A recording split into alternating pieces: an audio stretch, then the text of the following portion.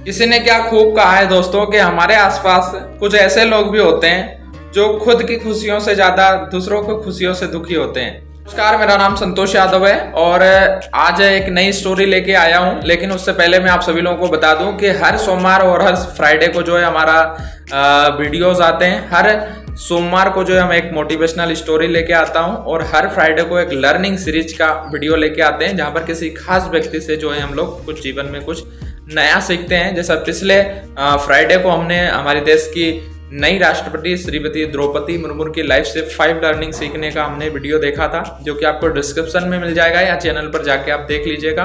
तो ये 2 वीडियो आपको लगातार हफ्ते में 2 दिन आपको मिलते रहते हैं। तो चैनल को फॉलो जरूर करिएगा यार। जिन्होंने अभी तक सब्सक्राइब नहीं किया तो चैनल को सब्सक्राइब जरूर कर लो और इस वीडियो को ज्यादा से ज्यादा शेयर करिए। चलिए ठीक है, हम लोग वीडियो को स्टार्ट करते हैं। एक राजा था जो प्रतिदिन 100 लोगों को जो है खीर खिलाया करता था और वो अपने इस पुण्य कार्य से बहुत खुश था। उसको लगता था कि मैं बहुत ही बढ़िया काम कर रहा हूँ और पूरे उसके शासन में, उसके प्रशासन में, उसके राज्य में इस बात के काफी चर्चे हुआ करते थे।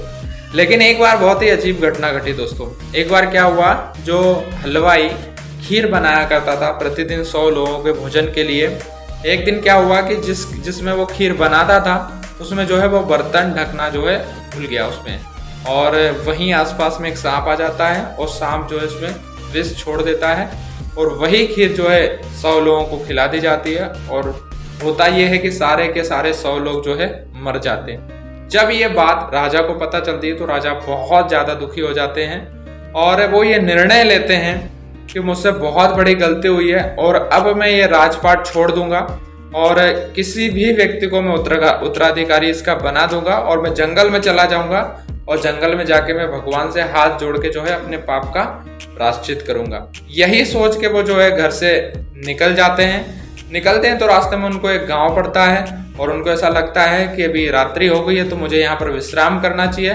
कल मैं दोबारा फिर से जंगल के लिए जो है रवाना हो जाऊंगा।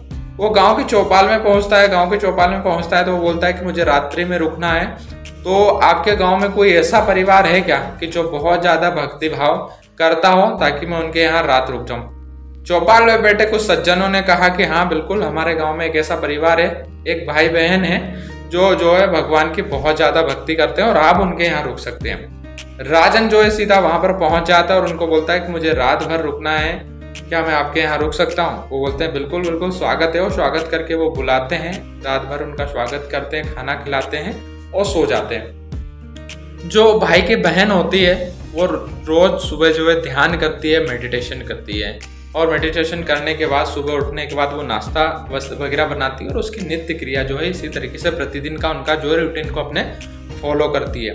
अब उस दिन क्या हुआ, जब वो ध्यान करने के लिए सुबह मेडिटेशन करती हैं तो काफ़ी ज़्यादा लंबे टाइम मेडिटेशन कर लेती हैं, बहुत ज़्यादा, कम से कम 2 से 3 घंटे लग जाते हैं उसको मेडिटेशन करते हुए। उसके बाद वो उठती हैं ध्यान से, तो उसका जो भाई होता है वो बहुत ज़्यादा गुस्सा करता है, बहुत ज़्यादा परेशान होता है। उसका कहना था कि हमारे यहाँ मेहमान आया हुआ है और मेहमान भूखा है और आपने ध्यान में इतना टाइम लगा दिया, उनको नाश्ता कराना है। तो बोलती है कि भैया बिल्कुल ठीक है आपकी बात, लेकिन आज क्या हुआ, ध्यान कुछ ज़्यादा ही लग गया।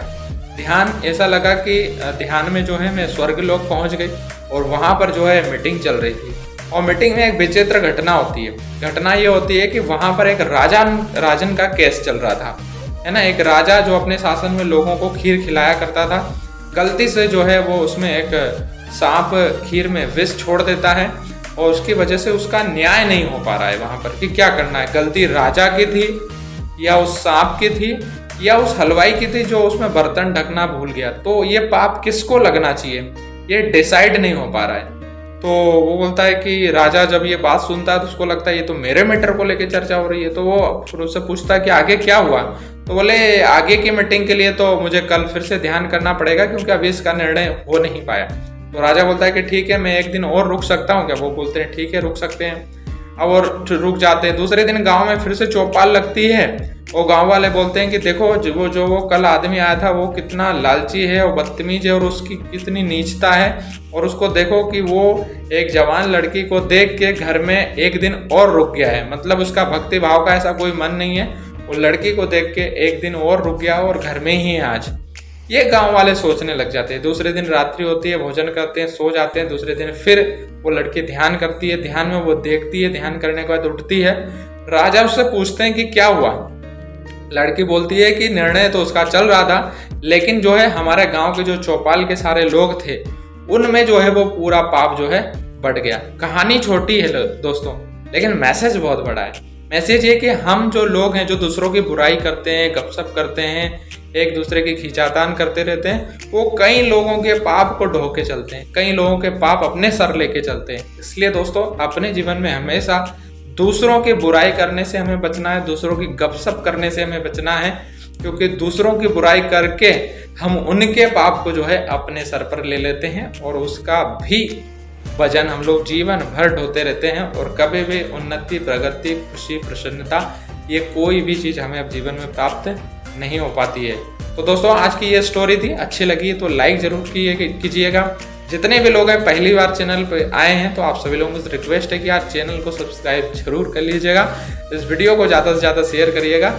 अगले वीडियो में फिर से मिलते हैं। आप सभी लोगों को बता दें कि हर सोमवार और हर शुक्रवार हमारी एक स्टोरी आती है। हर सोमवार को एक लर्निंग सीरीज का एक वीडियो लेके आते हैं जहाँ पर किसी खास व्यक्ति से हम कुछ नया सीखते हैं, और हर सोमवार को एक मोटिवेशनल स्टोरी के साथ हम मिलते हैं। तो लगातार चैनल पे जुड़ते रहिए, प्यार देते रहिए। नेक्स्ट वीडियो में फिर से मिलते हैं, तब तक के लिए bye, take care and see you soon. Jai Hind, जय भारत।